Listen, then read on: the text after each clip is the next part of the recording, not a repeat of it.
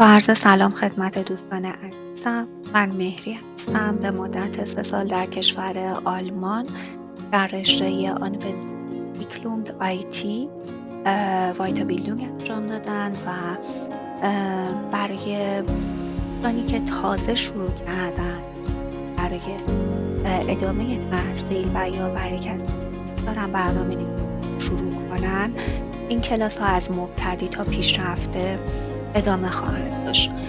قبل از اینکه نحوه نصب برنامه جاوا با هم داشته باشیم، من یه مقدمه رو براتون آماده کردم که با هم ببینیم.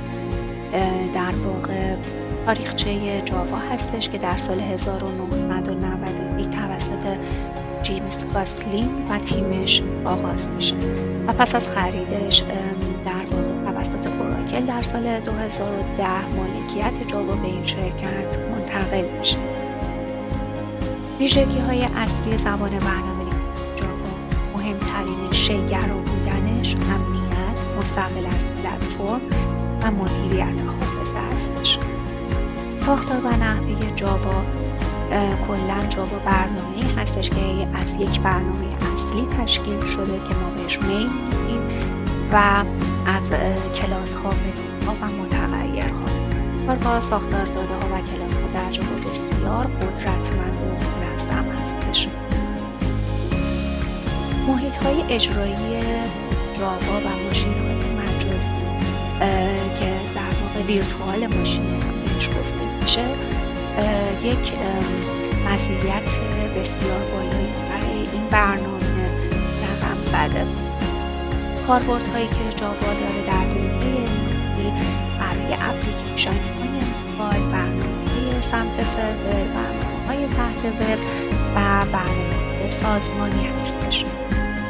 مزایای خیلی زیادی در مورد چند شکلی بودنش هستش و امنیت‌های بالا، پشتیبانی گسترده، کتابخوانی‌های استاندارد و مدیریت خودکار حافظه. اما معایبی هم داره. ملزمه این هستش که شما حافظه و منابع بالایی داشته باشی. مصرف بالای حافظه رو داره و سرعت اجراییش مسلماً کندتر هستش و زبان سطح پایین. پیچیدگی‌ها و در برخی از برنامه‌ها خیلی پیشرفته هستش و نمیشه گفت که یک برنامه خیلی ساده هستش. آینده جاوا و روندهای جدیدش با وجود رقابت‌هایی که وجود داره، اما جاوا تونسته همچنان در سطح بالایی از سطح زبان‌های برنامه‌نویسی قرار بگیره و کاربردهای که داره در میکرو سرویس ها، هوش‌های مصنوعی و پردازش داده‌های بزرگ.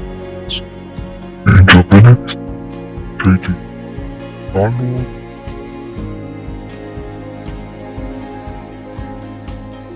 و برنامه‌های مختلفی رو اینجا برامون اما ما دنبال نسخه استانداردش هستیم و برای JDK قسمت اسکو باید پیدا کنیم.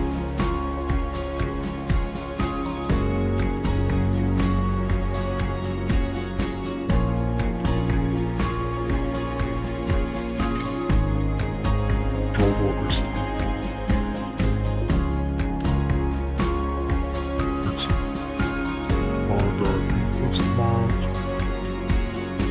ما اول انتخاب میکنیم که ویندوز ما در واقع با چه برنامه کار میکنه و من الان کلا سیستم عمل ویندوز هستش و ویندوز رو در اینجا قسمت اینستال شما روی این کلیک میکنید و برنامه نصب میشه.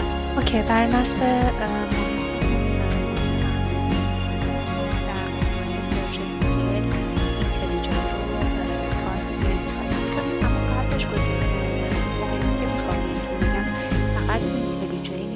ما در واقع محیط‌های برنامه‌ای متفاوتی رو داریم شما محدود نمیشین به این برنامه. ما ویژوال استودیو کد داریم و ایکلیپس داریم، برنامه‌های مختلفی مثل نتبند و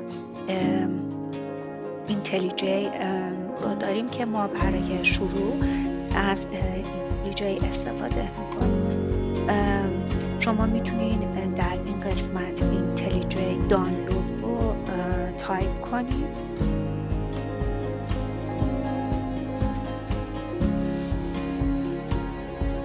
بعد از اینکه تایپ کردیم قسمت‌های مختلفی رو براتون میاره که در واقع اینتلیجی برای شرکت جت برندز رو ما کلیک کنیم و در ادامه دو قسمت رو براتون میاره که یک قسمتش شما باید هزینه پرداخت کنید و در قسمت کامیونیتی بدون هزینه هستش. ما این قسمت رو انتخاب میکنیم و در انتها دان رو انتخاب کنیم.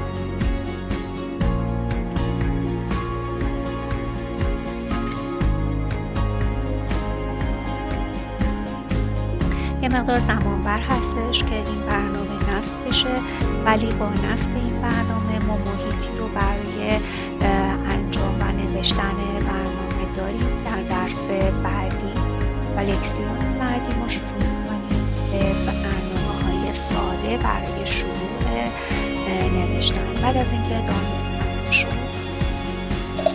در این قسمت در ادامه ما گزینه نکست رو می‌زنیم تا برنامه نصب بشه. اینجا یه مسیر پیش‌فرض رو برای ما در نظر گرفته که در پرایوسی هستش، فولدرستی. شما میتونید این مسیر رو بنا به دلخواه تغییر بدید. نکست رو می‌زنیم و در اینجا گزینه خاصی لازم نیستش علامت بزنید. اگر دوست داشتین یه شورتکاتی در دسکتاپ داشته باشین این گزینه رو کلیک کنید و در ادامه نکست رو می‌زنید و اینجا این اینستال میشه. مدت زمانی لازم داره تا نصب بشه. در درس‌های بعدی در ادامه در خدمتتون هستم. تا بعد، خدا نگهدار.